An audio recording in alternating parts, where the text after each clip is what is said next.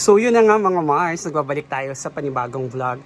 Nakita nyo naman dun sa title kung ano ba yung vlog natin for today. Well, this vlog naman is just about kung ano yung naranasan natin nung sinuot natin yung shoes.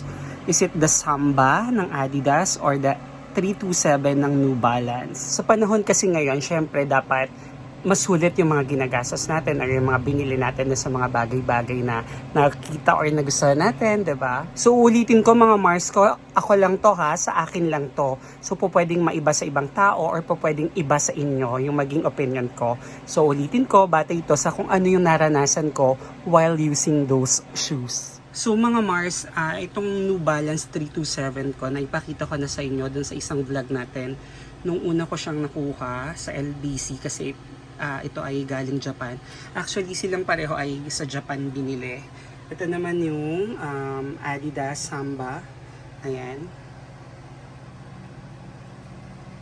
Pareho silang sa Japan binili. So, itong ating Samba, this one, ito, I bought it, pinabili ko to sa Japan for around 9,000 pesos. Kasi dito sa atin, yung black and white ay nagre-range siya hanggang 12,000 pesos. Tapos ito namang New Balance ay pinabili ko rin sa Japan, pero ito ay 3,600 lang natin nabili.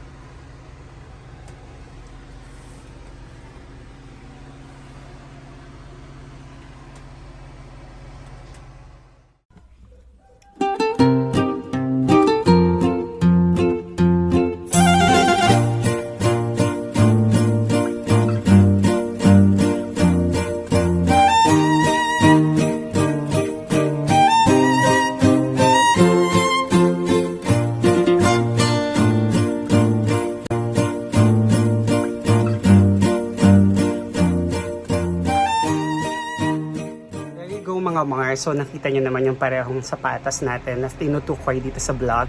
Ito nga yung Adidas Samba at ang New Balance 327. Mga Mars, and here's my honest opinion about the comparison ng Samba, ng Adidas at ng 327 ng New Balance. So pareho silang okay, kaya lang nga pagdating sa itsura, masasabi ko na mas simple si Samba kaysa kay NB327. Mas bongga yung itsura ni 327. Pero kung gusto mo naman na simple-simple lang, you know, yung classy-classy ang itsura, si Samba yon, lalo na yung black and white na katulad ng sa akin. In my case, na yung Samba ko ay black and white, napakadali niyang bagayan ng kahit anong outfit.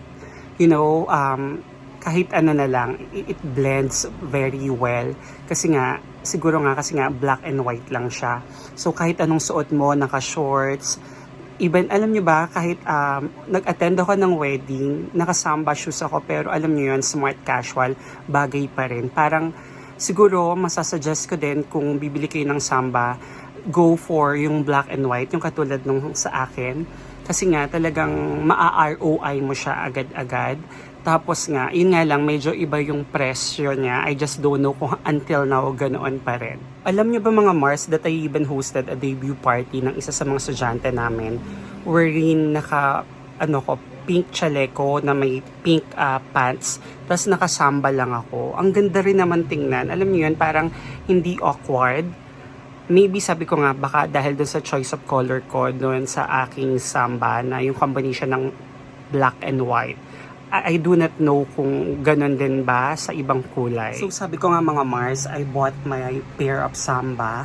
Pinabili ko siya sa Japan for around 9,000 pesos. Cheaper kumpara kung dito siya binili sa Pilipinas. And I think if we're going to talk about durability, durable naman at talagang matibay naman ng Samba mga Mars. Kasi nga almost 5 months na sa akin to at talagang halos everyday ginagamit ko siya. Kasi nga talagang very comfy siya sa paa. Feeling ko talaga ROI ko na nga siya. Alam niyo ba mga Mars, yung comfort na nakuha ko sa kanya, yung to the point na feeling ko pwede ko siyang ipangtakbo or any activity na pwede kong gawin in a day ay pwede ko siyang magamit. Ganun yung comfort na natagpuan ko sa Samba na mayroon ako. And now, let's talk about the NB or the New Balance 327 mga Mars. Sabi ko nga kanina, di ba, yung design or yung itsura niya, mas bongga siya kumpara doon sa kasimplihan ni Samba. So, alam na mga Mars, if you want to be a bit extra or a little extra, if you want to, to spice it up. So, nandyan si NB327. Kitang-kita naman yung comparison ng itsura ni Samba at saka ni 327, mga Mars, di ba? Let's talk about the price point. Dito kasi sa Philippines, nag-range siya from 6,500 to 7,500. Pero yung sa akin nga, di ba, napabili natin sa Japan for only 3,600. Nakascore tayo doon, mga Mars. And as for the comfort ng 327 NB or the New Balance 327, comfortable naman ako sa kanya, kaya lang, iba pa rin yung comfort nung Samba na meron tayo. So, I just don't know kasi siguro may height yung NB327 compared doon sa Samba na pantay lang, wala siyang heels or hindi siya elevated. Mga Mars, ang hindi ko lang gusto dun sa Samba kasi once isinuot ko siya na naka-ankle socks ako dahil nga leather siya. So, mabilis na nagsugat yung sakong ng paa ko. So, kinailangan ko pang manghiram ng medyas sa friend ko. At yun yung hindi mo mararanasan sa New Balance 327. Kahit ankle socks lang yung suot mo, hindi siya magsusugat. At wala kang pain na mararamdaman. Kumbaga, carry mo ang araw mo. Pero sabi ko nga, yun lang naman yung isa sa parang ayoko sa Samba. So, kung tatanungin nyo ako kung ano yung worth it na bilhin, so I can safely say, based on what I have experienced, na go for Samba. I just don't know kung ano yung comfort na yun, hindi ko ma-explain na nakita ko or naramdaman ko sa Samba, mga Mars. Comfortable, both shoes are comfortable shoes, pero may kakaibang comfort na naibibigay si Samba na hindi ko nga ma-explain. Anyway, si Samba naman, it goes well with, yung medyas na hindi lang ankle socks. So, kung yung medyo downside niya ay yung pag naka-ankle socks ay madaling magsugat yung sakong ng paa natin or mga paa natin. So, mas maganda naman kasi siya talaga na naka-medyas nang hindi naka-ankle socks lang. And based from what I experienced, mga Mars, so it's a good investment piece rin ang Adidas Samba. Kaya, come on, get it, buy it kung mayroon kayong chance to do it. Tapos kung may extra budget at saka pa lang kayo or saka na lang kayo bumili ng a pair of NB327 anyway, may comfort din naman at may ganda. Sabi ko nga, pack na pack siya compare sa kasimplihan ni Samba.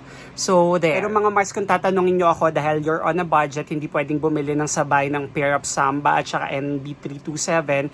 So, I can safely say and I can highly suggest na unahin nyo na muna yung pair ng Adidas Samba. Hindi kayo magsisisi, mga Mars.